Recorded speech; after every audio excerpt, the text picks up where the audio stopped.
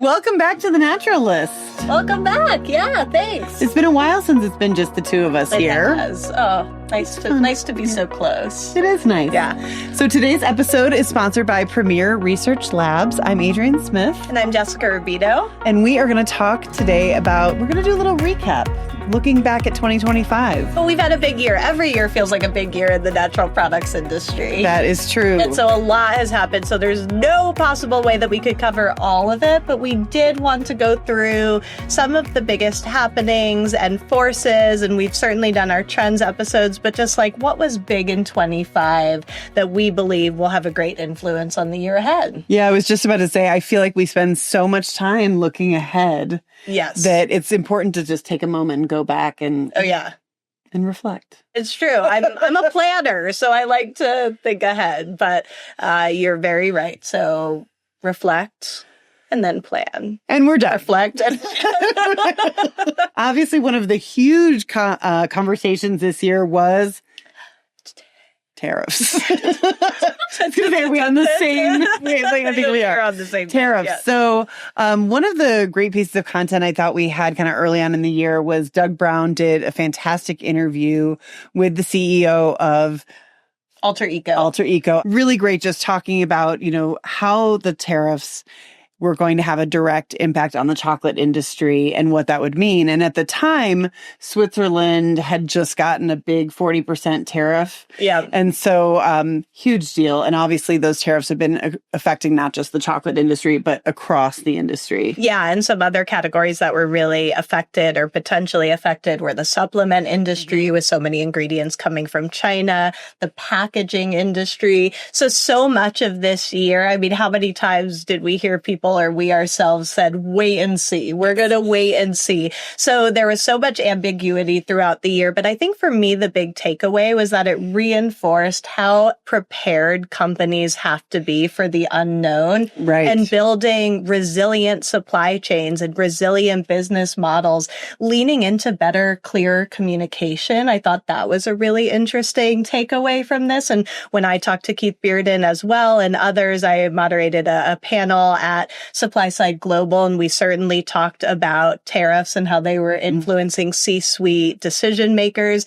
But the big thing there was being transparent with your employees, being transparent with customers, and ultimately consumers to say, we don't know exactly what's going to happen next, but here are the plans that we have in place. And if that comes with price increases, being very clear about that. So there were a lot of practices that I think companies put into effect, even if they weren't directly impacted by tariffs, that are going to strengthen their business into the future. No, I think that's some great insight and a great takeaway. I wish I had had that takeaway when Doug Brown called me one day and said, I'm going to stop writing about tariffs. Every time I finish an article, they've changed completely.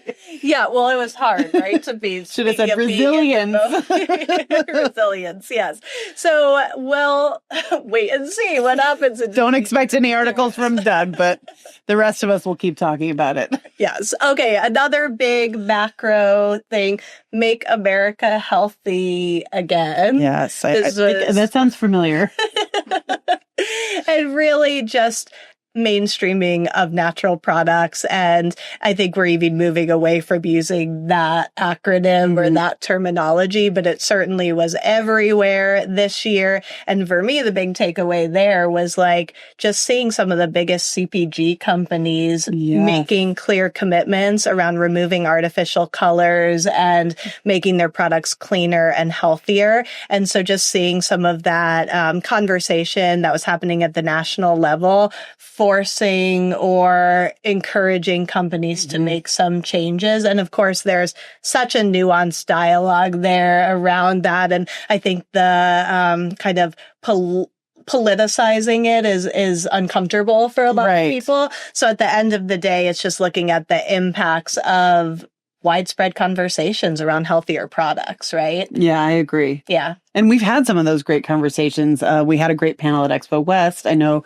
Supply Side Global had a panel talking about some of these conversations. And it's It's a tough topic. It is a tough topic. And I think that it'll be interesting to see kind of the form and shape that these conversations take into the future. But a lot, again, looking at and tracking what some of these large CPGs are doing is something I'm super interested in. Well, and also how that's going to affect large retailers, especially some of those big box stores, and of course, trickling down to consumers. And supply chains. I mean, we at Nutrition Capital Network at our spring event saw some really interesting companies introducing plant-based colorants into the supply chain. So scaling some of these ingredients that make it possible to have a vibrant color or a shelf-stable product without some of the chemical additives that have historically been in. So it affects everyone from the consumer to the ingredient supplier.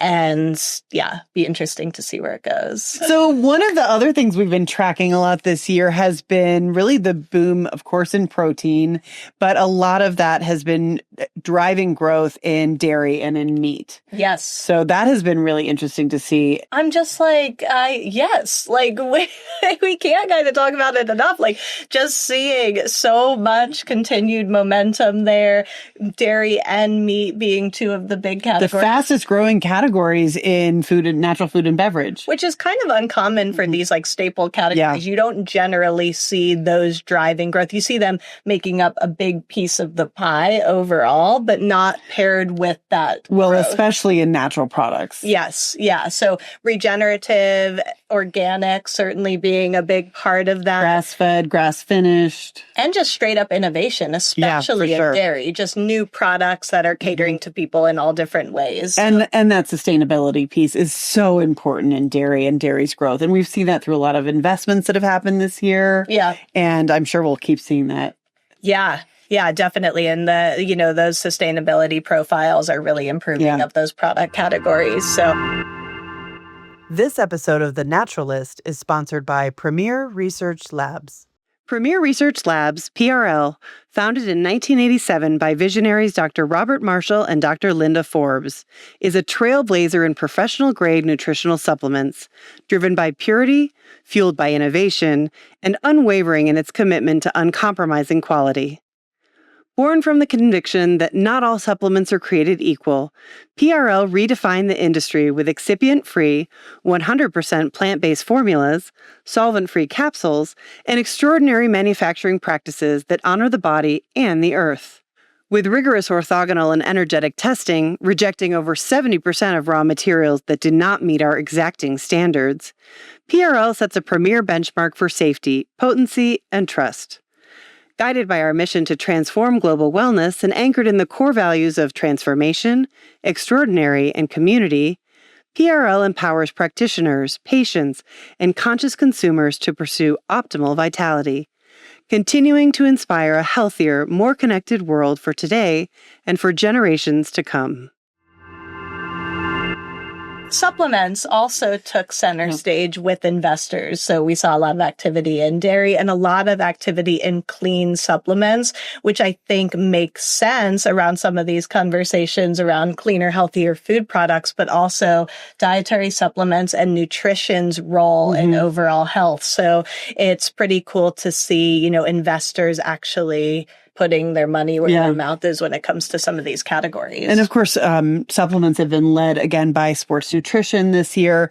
But one of those things that's kind of been creeping up that I think the NBJ team has really big aspirations for, well, they're not their aspirations, but big predictions for our herbs and botanicals. Yes. So that's been really interesting to see kind of moving up this year and driving some of that growth. Yeah. And I think around, immunity and cognitive health, we see some interesting botanical ingredients. So certainly seeing herbs and botanicals tied to some of these bigger kind of conditions of today, sleep, energy, longevity, health span.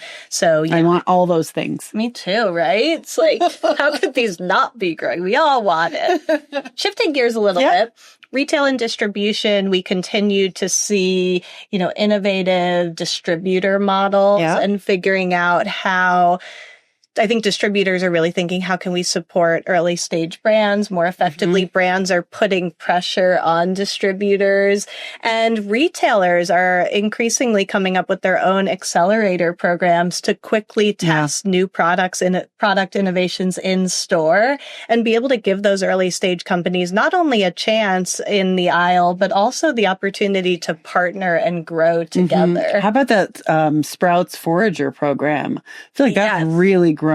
It's grown so much, and it's so cool. We have that behind the scenes look, because we know a lot of the foragers and work closely with them. They've been judges of the Nexties, but then as consumers, we talk about Sprouts a lot because we're always like, oh, what was in that end cap, that highlighted all the new companies. So it's fun to kind of see both sides of that. So GLP-1, that was kind of a thing this year.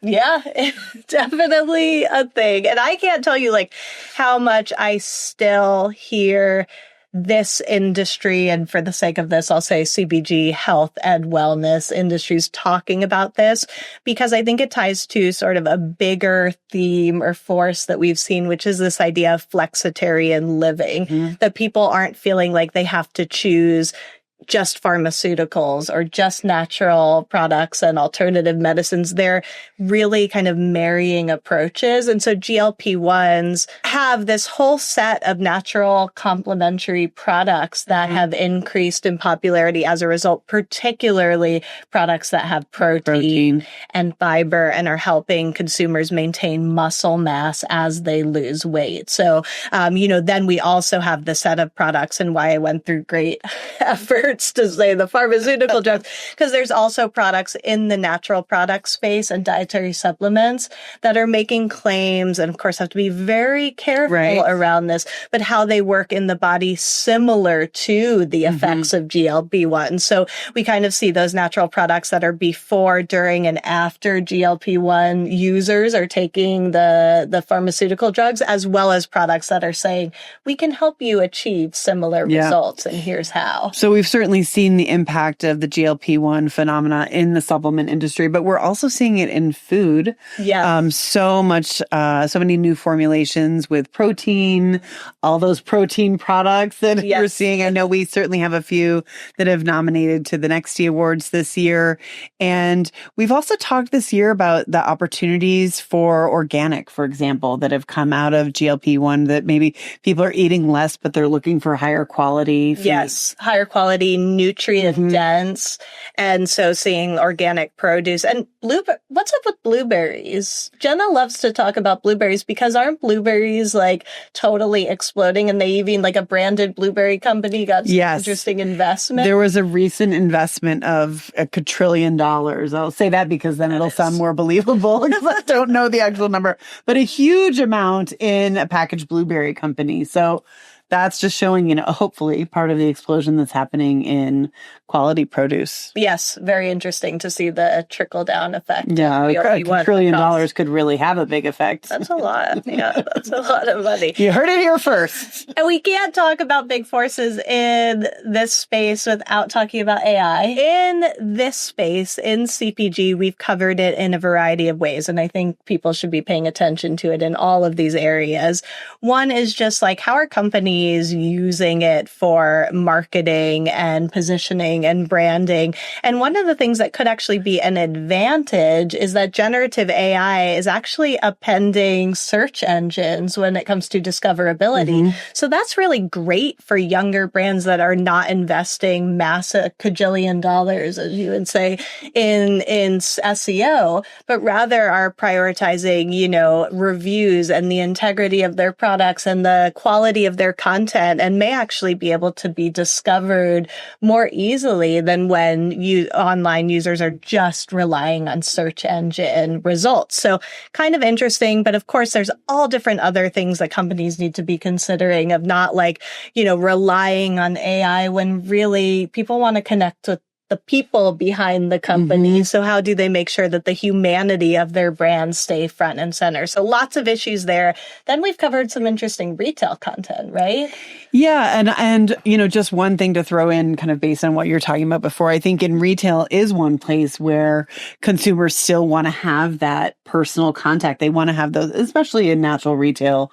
Independent natural retail has always differentiated itself by that one-on-one contact, that in-store help and advisement for consumers. Well, and it's a really good reminder for retailers of customer service. I'm just thinking about for me, when I'm in a retail environment, if someone comes up to me and is like, do you have a question? I will every time rely on that customer service in-store person to help me. But if no one comes over to me, I'm there on my phone, asking ChatGPT, which one of these products. And so it really reinforces the importance of that, and also shows that retailers need to understand how these tools are aiding their customers and find that balance, right? Yeah. And of course, there are so many excellent tools that retailers can rely on for operations, smart carts, just to get data about their customers, to help their customers to better curate what their customers are shopping for. But one other way that I thought was really interesting that we covered AI this year was Doug Brown went into an independent natural retailer and used AI to help him make his decisions. So all kinds of things he did it in the supplement aisle. He did it in the food and beverage aisle, which olive oil should I pick? Which is the most sustainable? Which one should I do? Why?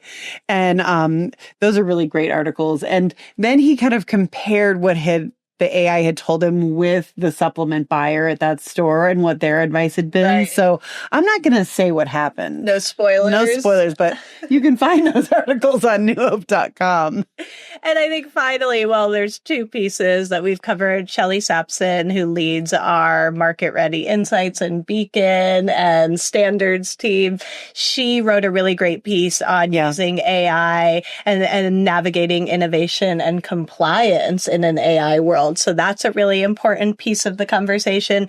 And I think the biggest thing as we talk about health and wellness is the use of data, right? How are consumers going to be using data to inform their health-oriented purchases into the future? And how can brands, retailers, everyone involved understand that and support consumers while also making sure that the information is accurate and backed by products and people that can help them on their health journeys. And we've certainly heard that younger generations, studies have shown that younger generations really want that data. They want to rely on that data. So that's a great question. How do we make sure that the data that they're getting is accurate? We've kind of dubbed this the year of two things. Oh.